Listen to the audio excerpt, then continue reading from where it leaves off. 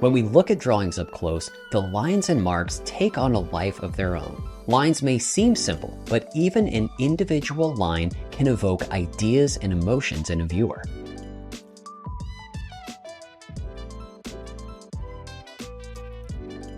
My name is Brent Eviston. Drawing is all about line.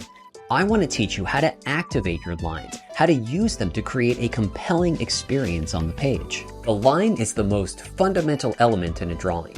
Every single drawing you do will be made up of hundreds, if not thousands, of lines and marks. All of these lines will work together to create the illusion of three-dimensional form on the flat surface of the page. Every single one of these lines and marks is an opportunity to communicate something to a viewer. So first, we need to define what a line is. Now I have a very practical definition of line that you may not have heard. So here it is. A line is any path the eye can follow. I'll say that one more time. A line is any path the eye can follow. Now I like this definition because it opens up a wide range of possibilities. This definition includes all kinds of different lines. Continuous lines, implied lines, broken lines, textured lines. This is a perfect practical definition for drawing. But this definition is also expansive. It allows for creative and expressive experimentation. So now let's head to the drawing board and explore this idea a little further. So in this demonstration, we're going to explore what a line is, and I'm going to give you some different ways to think about lines. So here I've drawn 4 boxes. In each box, we're going to explore a different way to make a line. So the most common form of line, the kind of line that most people are familiar with, is called the continuous line. So here, I'm going to draw a simple continuous line. But of course, there are a number of different ways we can make lines. Now, as we go through each variation, I want you to keep in mind our definition of a line. A line is any path the eye can follow. So in this box, I'm going to make a similar line, but instead of doing one continuous line, I'm going to create it from a number of dots.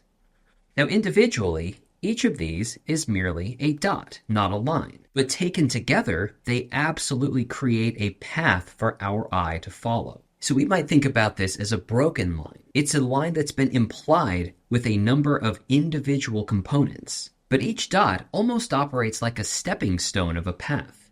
Our eye easily hops from one dot to the next in an obvious path that is very similar to our first line. Okay, so let's keep going. So for this next exploration, I'm going to lightly draw the line before I start to fill it in.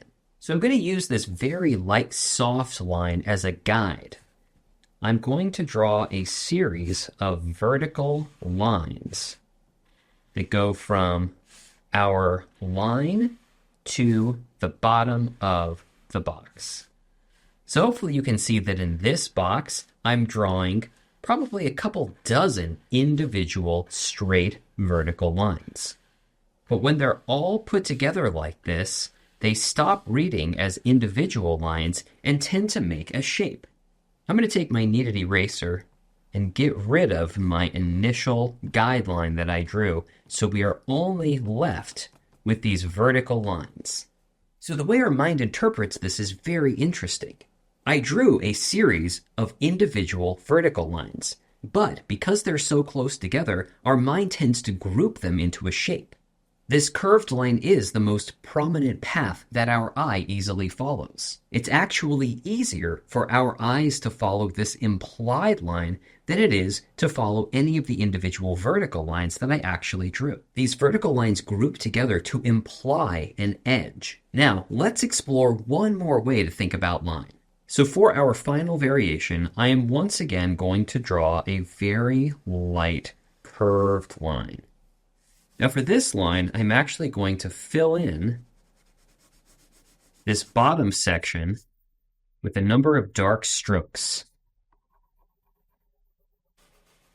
So I'm slowly going to fill in this shape with dark, soft lines. I'm going to go right up to the edge of our line here.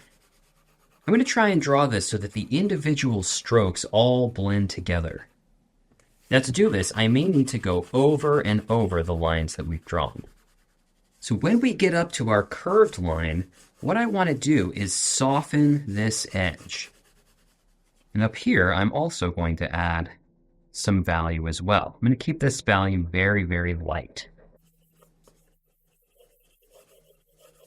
My goal here is to maintain this line, but make it as soft as I can. So what we have here are two areas of value, a darker area down below and a lighter area at the top.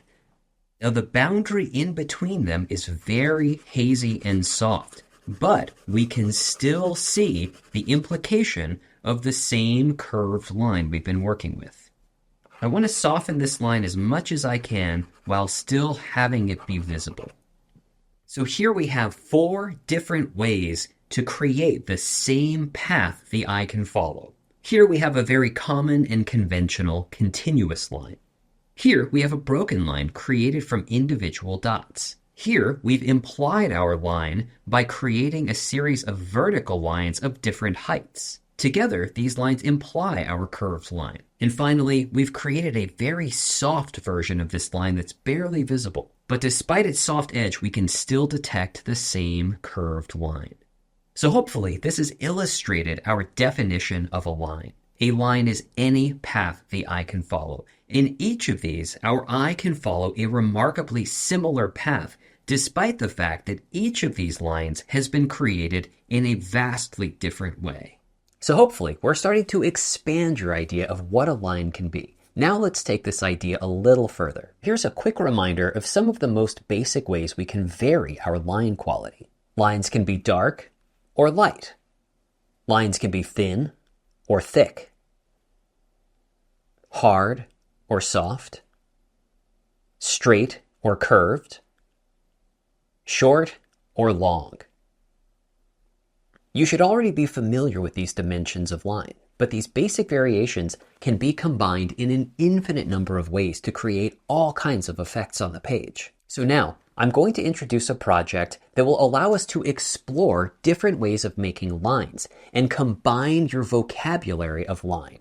Our goal is to be able to create as many different kinds of lines as possible. We want to create drawings that have a wide range of lines and marks. We want to do drawings that excite the viewer, that pull them in and take every opportunity to communicate something to them. Remember, every line you draw is communicating something to the viewer, whether you intend it or not. Exploring the possibility of line and expanding your vocabulary of line is the best way to take control of this reality. This project is called the ever-changing line. During this project, you're going to start drawing a line, but every few inches, the line is going to change. Now you'll see me demonstrate this project on 18 by 24 inch paper, which is what I recommend. But as always, you are welcome to use whatever size paper you like.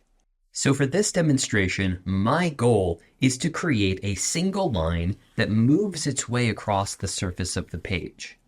But as this line moves across the page, I want it to change over and over again. I want to create a path for my eye to follow, but I want this path to be made up of as many different kinds of lines and marks as I can imagine.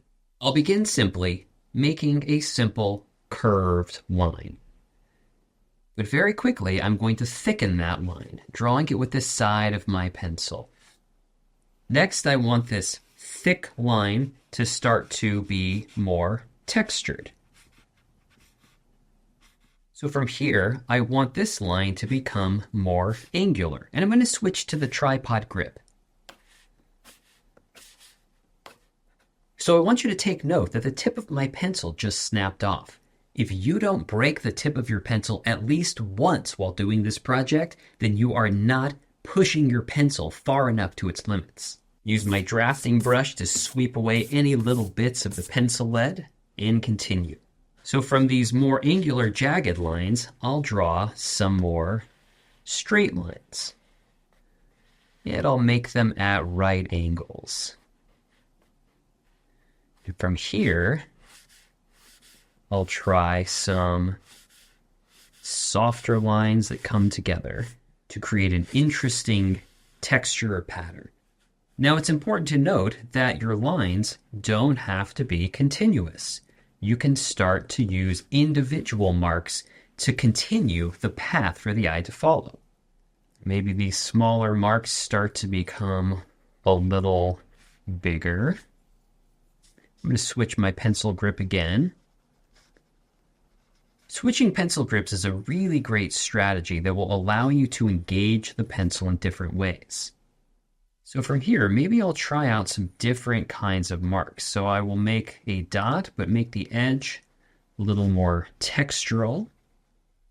Start to make them a little bit bigger. Now I'll start to change them once again. I'll switch back to the tripod grip. Different kind of line. From here, I will make a number of parallel horizontal lines that create a shape, but also continue our line. Next, I will come back over this way, making some nice, beautiful, soft-edged, curved marks. And maybe now I'll make some very smoke-like marks. We'll make these smoky kinds of marks thicken and then perhaps get a little thinner again. And go over this one more time. Now remember, this is all just an exploration. We are not trying to make any particular kinds of lines or marks. We are simply exploring what the pencil can do. Next, I'll change my grip again. I'm going to hold the pencil far back, see what kinds of lines and marks this makes. Next, I will try holding the pencil very close to the tip and grind it into the paper. Next, I'll make some tiny little marks. This is not planned out. I'm just making this up as I go along. Next, I'll make some heavy strokes.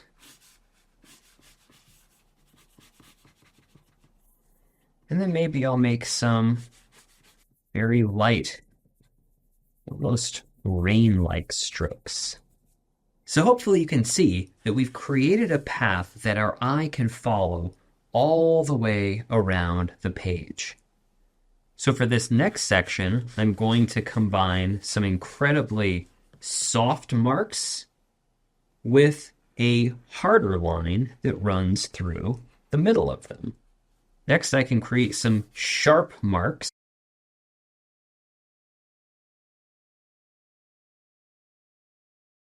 that are held together by some very fluffy, softer marks. So here I'm combining different kinds of lines together to create different effects. Here, maybe I will try a back and forth kind of line that starts to get thicker. At every step of the way, I'm trying to create something unique, something I haven't tried before. Here, maybe I'll try tapping the tip of the pencil against the paper like it's a drumstick. Next, maybe I'll hit it a little harder to see what kinds of lines and marks it makes like this. And maybe I'll conclude the line with a nice, big, spirally shape. So what we have here is an experiment in line and mark making. So here, I have drawn a single line, a single path for our eye to follow around the surface of the page. But this path is made up of numerous different kinds of lines and marks. I've tried to hold the pencil in different ways. I've tried to move my hand in different ways to see what kinds of lines and marks I can create. Remember, the goal here is not to make a good drawing, but to explore, to experiment, to see what our pencil can really do and push it to its limits. Now, I don't know how these lines and marks may be useful in a drawing. But what I do know is that I never want to feel limited by my vocabulary of line. I want to have a wide range of lines and marks that I'm familiar with to use depending on the circumstances. Doing this kind of project will allow you to increase your vocabulary of lines and marks. And that'll ensure that you have many different ways to communicate with and to connect with your viewers. I've done this project more times than I can keep track of, and every time I do this project, I try and come up with new ways of making lines and marks. You'd be amazed at how many of these different kinds of lines and marks have ended up in my drawings. They often end up in drawings in very unexpected ways. You never know when a particular kind of line or mark is going to be useful. Now, as you're doing this project, I'd like you to ask yourself, what do these lines make you think about? What materials or textures might they communicate? What ideas do they bring to mind? What do they make you feel? What do they remind you of? And most importantly, how might these lines be used in a drawing? Every line you create should have a different and unique character to it. We want to be able to draw as many different kinds of lines as possible and to think about how they might be used in our actual drawings. Our only goal with this project is to expand your vocabulary of lines and marks. But beyond that, there's no right or wrong way to do this project as long as you are following our definition of line, as long as you create a path that your eye can follow. As long as you're doing that, you can explore any kind of mark making that you can think of. Okay, so here is your project for today. I want you to draw a minimum of 3 ever-changing lines, each one on its own sheet of paper. Now, I recommend using 18 by 24 inch paper, but of course you are welcome to use whatever materials you have on hand. If you are using much smaller paper, you may want to do this project more than 3 times. Now, once you've completed your ever-changing lines, I want you to take a look at what you've drawn. I want you to look for particular lines or marks that resonate with you. I want you to select between 3 and 6 of these lines and practice replicating them on a separate sheet of paper. Now, I recommend starting off by drawing a series of light, straight lines, and then covering those light, straight lines with whatever lines you selected. Once you find a kind of line or a form of mark making that you find interesting, we want to be able to replicate that. And as you're replicating your lines, you still want to ask yourself, what does this line mean? What does it remind me of? And how might it be used in a drawing?